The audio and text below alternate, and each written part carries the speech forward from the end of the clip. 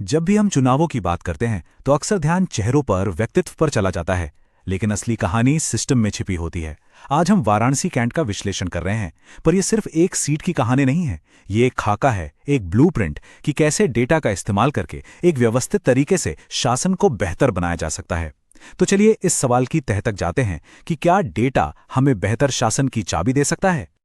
तो हम बात कर रहे हैं विधानसभा क्षेत्र 390 की, वाराणसी कैंट। इसे आप उत्तर प्रदेश की शहरी राजनीति की नब्ज को समझने के लिए एक छोटी सी प्रयोगशाला मान सकते हैं। यहाँ की हर एक गली, हर बाजार अपने आप में एक बड़ी कहानी समेटे हुए है। तो ये सिर्फ एक नक्शा नहीं है, बल्कि यहाँ रहने वाले लोगों की उम्मीदों और उनकी चुनौतियों का एक जीता जागता दस्तावेज है। हमारे पूरे विश्लेषण का जो केंद्रीय विचार है वो यही है। चुनाव सिर्फ सत्ता हासिल करने की दौड़ नहीं होते। दरअसल ये शासन के लिए डेटा इंजीनियरिंग का काम है। हर एक वोट एक डेटा पॉइंट है और हर एक शिकायत एक सिग्नल। जब हम इस नजरिए से देखते हैं तो पूरी प्रक्रिया का मकसद ही बदल जाता है और इसका अंतिम लक्ष्य होता है जनसेवा। तो ठीक है, ये तो हुई बड़ी तस्वीर। अब जरा जमीनी हकीकत पर आते हैं। देखिए, डेटा बहुत जरूरी है, लेकिन उससे भी पहले हमें उन आंकड़ों के पीछे के इंसानों को समझना होगा। हमें वाराणसी कैंट की धड़कन को महसूस करना होगा, उनके रोजमर्रा के जीवन को, उनके संघर्षों को समझना होगा। तो फिर सवाल ये उठता है कि आखिर इस निर्वाचन क्षेत्र के जीवन को कौन सी चीजें परिभाषित करती हैं? यहाँ के लोगों की सुबह कैसी होती है, उनकी सबसे बड़ी परेशानियां क्या हैं और वो क्या उम्मीदें लगाए बैठे हैं? जब इन सवालों के जवाब मिलते हैं तो वो हमें राजनीति से कहीं आगे सीधे सीधे शासन की दिशा में ले जाते हैं। ये स्लाइड हमें लोगों की समस्याओं के बिल्कुल करीब ले जाती है। व्यापारियों को देखिए, स्मार्ट सिटी प्रोजेक्ट्स की वजह से अपनी दुकानों से हटना उनके लिए एक बहुत बड़ा मुद्दा है। शहरी गरीबों के लिए पानी और साफ सफाई जैसी बुनियादी जरूरतें पूरी न होना एक रोज का संघर्ष है। नौजवानों के लिए बेरोजगारी एक बड़ी चिंता बनी हुई है और महिलाओं के लिए सुरक्षा का सवाल सबसे अहम है। ये सिर्फ शिकायतें नहीं हैं, ये शासन को बेहतर करने के मौके हैं। और देखिए, ये एक लाइन अपने आप में बहुत कुछ कह देती है। बिना किसी पुनर्वास के ऐतिहासिक दुकानों को हटा दिए जाने का गुस्सा। ये सिर्फ एक आर्थिक नुकसान नहीं है, ये लोगों की विरासत और उनकी पहचान का भी नुकसान है। जब विकास की नीतियां लोगों की जिंदगी और उनकी रोजी रोटी पर इस तरह से असर डालती हैं तो जाहिर है एक गहरी चोट लगती है। और यहीं पर लोगों की शिकायतों को सुनना एक संवैधानिक जिम्मेदारी बन जाती है। हमारा जो पूरा ढांचा है वो हर एक व्यक्ति की गरिमा के सम्मान पर बना है। तो जब हम इन शिकायतों को सुनते हैं तो हम सिर्फ डेटा नहीं इकट्ठा कर रहे होते, हम उस गरिमा का सम्मान कर रहे होते हैं। ये एक बुनियादी सिद्धांत है जिसे कभी भी नजरअंदाज नहीं किया जाना चाहिए। तो चलिए अब अपना ध्यान जरा आंकड़ों के विश्लेषण की ओर ले चलते हैं। पिछले 2 दशकों का जो चुनावी इतिहास है वो एक ऐसी कहानी है जो बताए जाने का इंतजार कर रही है। ये जो नंबर आप देखेंगे ये सिर्फ आंकड़े नहीं हैं, ये बदलते हुए राजनीतिक मिजाज के साफ संकेत हैं। आइए इन संकेतों को समझने की कोशिश करते हैं। ये टाइमलाइन एक लंबा सफर दिखाती है, 1996 से लेकर 2022 तक। हम पहले एक तरह की अस्थिरता देखते हैं और फिर एक बड़े राजनीतिक ध्रुवीकरण की शुरुआत। आप ध्यान दीजिए कि 2012 तक बीजेपी का वोट शेयर करीब 32% पर था। समाजवादी पार्टी ने बीच बीच में चुनाव लड़ा, पर 2017 में उनका कोई उम्मीदवार नहीं था। लेकिन 2012 के बाद सब कुछ बदल गया। यहां देखिए, 2012 के बाद क्या हुआ। बीजेपी का वोट शेयर 32% से सीधा उछलकर 2017 में 58% से ज्यादा हो गया और 2022 में तो ये 60% के भी पार चला गया। सिर्फ एक दशक के अंदर ये एक जबरदस्त उछाल था। इसने ना सिर्फ उनकी स्थिति को मजबूत किया, बल्कि इस सीट के पूरे राजनीतिक समीकरण को ही बदल के रख दिया। 86,844 वोट, ये 2022 में जीत का अंतर था। यह संख्या अपने आप में बताती है कि किसी भी विपक्ष के लिए चुनौती कितनी बड़ी है। यह सिर्फ एक जीत नहीं थी, ये एक चुनावी भूस्खलन था। और इस तरह के दबदबे को समझने के लिए हमें आंकड़ों से आगे उन सिस्टम्स को देखना होगा जिन्होंने इसे मुमकिन बनाया। तो अब हम क्या हुआ से क्यों हुआ की तरफ बढ़ते हैं। ये जो चुनावी नतीजा था, ये कोई अचानक हुई घटना नहीं थी। इसके पीछे ठोस प्रणालीगत कारण थे, संगठनात्मक ताकतें थी और एक नैरेटिव था जिसे बहुत असरदार तरीके से लोगों तक पहुंचाया गया। आइए इस भूस्खलन की शारीरिक रचना को समझते हैं।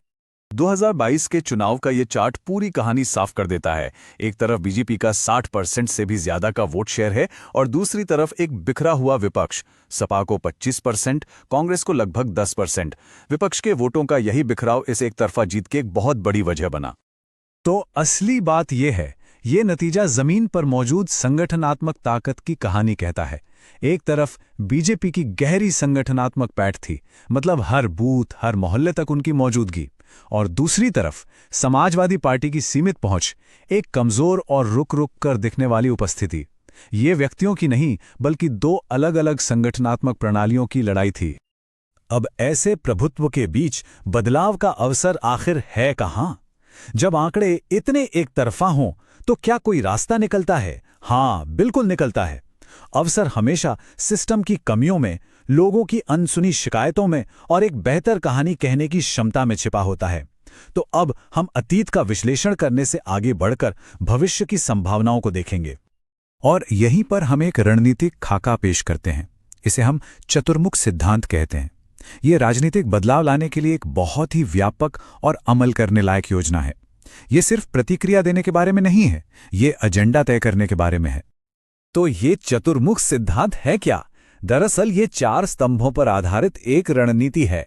पहला चुनावी, दूसरा संगठनात्मक, तीसरा कथात्मक यानी नैरेटिव, और चौथा संसाधन। ये एक ऐसा समग्र दृष्टिकोण है जहां हर हिस्सा दूसरे को मजबूती देता है और इसका एक ही लक्ष्य है, एक राजनीतिक जीत को इंजीनियर करना। आइए इन चारों स्तंभों को संक्षेप में समझते हैं। पहला, चुनावी रणनीति। इसका मतलब है उन बूथों पर ध्यान केंद्रित करना जहां जीत हार का अंतर कम रहा है। दूसरा, संगठनात्मक मजबूती, यानी जमीनी स्तर पर एक नया कैडर खड़ा करना। तीसरा, कथा और संदेश, एक सकारात्मक, सबको साथ लेकर चलने वाली कहानी बनाना। और चौथा, संसाधन जुटाना, अभियान के लिए जरूरी पैसा और लोग इकट्ठा करना। ये चारों मिलकर ही जीत का रास्ता तैयार करते हैं। कथा स्तंभ का एक ठोस उदाहरण यहां है, नई काशी की नई नीति। ये सिर्फ एक नारा नहीं है, ये एक विजन है, ये एक संदेश है जो कहता है कि हम अतीत की शिकायतें नहीं कर रहे हैं, हम भविष्य के लिए एक नई नीति पेश कर रहे हैं। ये महिलाओं और युवाओं पर केंद्रित नीतियों की बात करता है। लेकिन जब भी हम आधुनिक अभियानों की बात करते हैं तो मतदाता की गोपनीयता का सम्मान सबसे ऊपर आता है। किसी भी तरह के डेटा संग्रह में सहमति और उद्देश्य की सीमा इन सिद्धांतों का पालन करना ही होगा।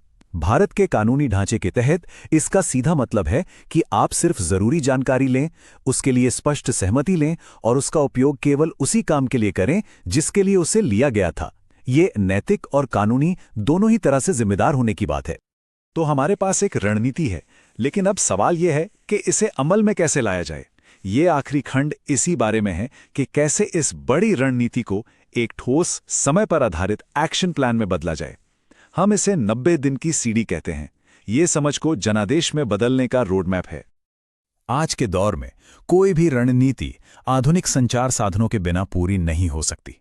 स्थानीय मुद्दों पर रोज 60 से 90 सेकंड की रील्स बनाना, संदेश को तेजी से फैलाने के लिए व्हाट्सएप पॉड्स बनाना, हैशटैग बनारस की नई शक्ति जैसे स्थानीय थीम तैयार करना, और सबसे जरूरी, रणनीति को लगातार बेहतर बनाने के लिए एंगेजमेंट मैट्रिक्स को ट्रैक करना। ये सब कुछ रफ्तार, फुर्ती और मतदाता से सीधे जुड़ाव के बारे में है। और आखिर में हम उस अंतिम लक्ष्य पर पहुंचते हैं, समझ को जनादेश में बदलना। ये सिर्फ एक चुनाव जीतना नहीं है, बल्कि प्रभावी ढंग से शासन करने का अधिकार हासिल करना है। ये यात्रा डेटा से शुरू होती है, लोगों की शिकायतों से गुजरती है, एक रणनीति बनाती है और बेहतर शासन के वादे पर खत्म होती है। यही असली मकसद है। अगर आप एक जन केंद्रित नेता बनना चाहते हैं और अपने निर्वाचन क्षेत्र का उत्थान करना चाहते हैं तो blueprintstrategies.ai से mgr@blueprintstrategies.ai पर संपर्क करें या 08042041602 पर कॉल करें। राजनीति से परे उद्देश्य।